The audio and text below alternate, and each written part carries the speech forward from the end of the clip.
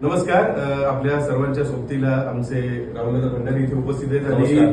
महाराष्ट्राचे सुपरस्टार भाऊदादा कदम इथे उपस्थित आहेत आणि तमाम कलाकारांच्या वतीने मी त्यांचं सहर्ष स्वागत करतो की आज अंबरनाथ नगरीमध्ये म्हणजे ऐतिहासिक आणि आता सांस्कृतिक ओळख मिळाली धर्मवीर आनंदगे साहेब आणि बाळ कोरटकर रंगमंच म्हणजे कालचे नाव घेण्यात आलं.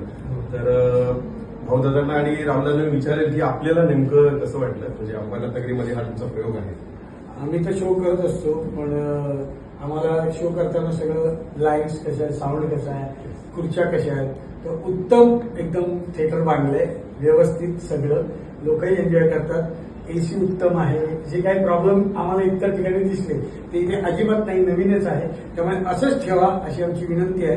आता त्यानंतर आमचे प्रोड्युसर नाही, मुळात कल्याणपासून ते कर्जत कसाऱ्यापर्यंतचं रसिक प्रेक्षक खूप आहे आणि ही खूप चांगली गोष्ट झाली की अंबरनाथ, बदलापूर आणि कल्याणच्या मध्ये अंबरनाथला हे नाट्यगृह होणं खूप गरजेचं होतं. कारण बदलापूर, कर्जतवरून लोकांना कल्याणला यावं लागायचं कल्याण किंवा डोंबिवलीच्या नाट्यगृहामध्ये.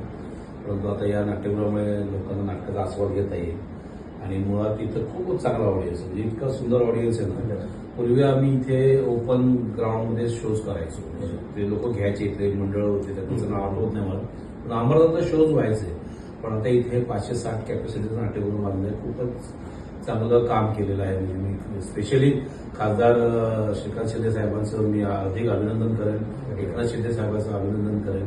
कारण अशा पद्धतीने ही भूमिका घेणं कला क्षेत्रासंदर्भात खूप मोठी गोष्ट आहे. तुम्ही हे चांगलं काम केलं. मी मंगेश देसाईचं पण अभिनंदन करेन.